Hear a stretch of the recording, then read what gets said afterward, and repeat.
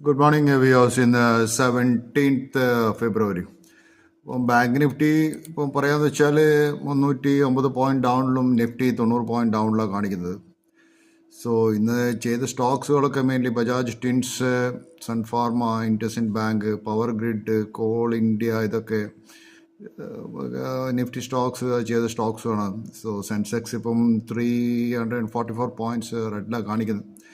So market I think quite stable now. So ഞാൻ വിചാരിക്കുന്നത് ഇനി വലിയ കറക്ഷൻ ഉണ്ടാകുമെന്ന് വരുന്നത്. റിലയൻസ് ഓൾസോ രാവിലെ തന്നെ റിക്കവർ ആയിട്ടുണ്ട്. സോ ഇതൊക്കെയാണ് സ്റ്റോക്സുകൾ ഇന്നത്തെ എനിക്ക് പറയാനുള്ള സ്റ്റോക്സ്. ബൈ ഞാൻ കഴിഞ്ഞ തവണ തന്നെ ഈ പവർ ഗ്രിഡ് സ്റ്റോക്സിനെ കുറിച്ച് പറഞ്ഞിരുന്നു.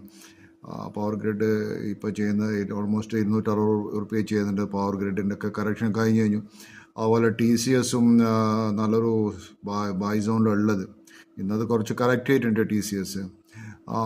പിന്നെ എനിക്ക് പറയാനുള്ളൊരു കാര്യം വെച്ചാൽ നമ്മുടെ ഈ റുപ്പീൻ്റെ സ്റ്റീപ്പ് ഡിക്ലൈൻ അതൊരു വലിയൊരു കൺസേൺ ആണ്. അതിൻ്റെ കാരണം വെച്ചാൽ ഇവരിപ്പം ഓട്ടോമൊബൈൽ കമ്പനീസ് പറയുന്നത് വെച്ചാൽ ഞങ്ങൾ ഈ ഇലക്ട്രിക് വെഹിക്കിൾസിൻ്റെ ഈ ട്രാക്ഷൻ മോട്ടോഴ്സ് എന്ന് വെച്ചാൽ നിങ്ങൾക്ക് എല്ലാവർക്കും അറിയായിരിക്കും, പക്ഷേ എന്നാലും ഞാൻ പറയാറിയാതെ ഒട്ടും വേണ്ടി ഈ എല്ലാ ഇലക്ട്രിക്കൽ കാറിനും ഇലക്ട്രിക് ഈ എലിവേറ്റേഴ്സ്, ഇലക്ട്രിക് ട്രെയിൻസ്, ഇതൊക്കെ ട്രാക്ഷൻ മോട്ടോഴ്സ് ആവശ്യമാണ്. ട്രാക്ഷൻ മോട്ടോഴ്സ് എന്ന് വെച്ചാൽ ഇതെന്താ ചെയ്യാന്ന് വെച്ചാൽ ഇലക്ട്രിക്കൽ എനർജീനെ മെക്കാനിക്കൽ എനർജീനായിട്ട് കൺവേർട്ട് ചെയ്യുന്നത്.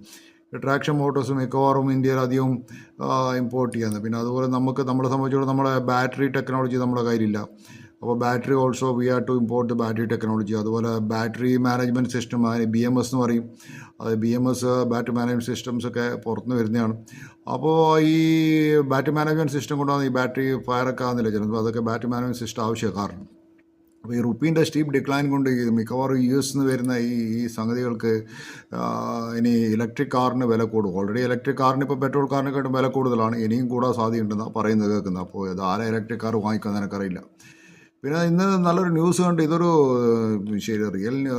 നല്ലൊരു ന്യൂസിനെ കാണുന്നത്. കേരളം ഇപ്പം വളരെ ഒരു എന്താ പറയുക upcoming invest Kerala global summit എന്ന് പറഞ്ഞൊരു മീറ്റിംഗ് നടക്കുന്ന കാര്യം. നമ്മളെ ഇൻഡസ്ട്രി മിനിസ്റ്റർ രാജീവനും ഇങ്ങനെ ടീമൊക്കെ വലിയ പ്രസ്താവനകൾ അടിക്കുന്നുണ്ട്. കാരണം പ്രസ്താവന വെച്ചാൽ വലിയ പ്രസ്താവന അടിക്കുന്നവർ റോബോട്ടിക് മാനുഫാക്ചറിങ്ങും ആർട്ടിഫിഷ്യൽ ഇൻ്റലിജൻസ് ചെയ്യും, മറ്റേ എന്താ പറയുക breakthrough technologies, biotechnology, life science, electric vehicles, electronic system designs, manufacturing, research എന്നുള്ള മറ്റു വളരെ പറയുന്നുണ്ട് ഇവർ. ഇതൊക്കെ വലിയ സബ്ജക്റ്റാണ്. പക്ഷേ ഇതൊക്കെ കേരളത്തിൽ പിന്നെ പറയാതിനായിട്ട് ഒരു കമ്പനീൻ്റെ പേര് പറയുന്നത് കേൾക്കുന്ന കാണുന്നില്ല. Anyway, thank you for viewing my channel. Have a nice day. Please do subscribe my channel.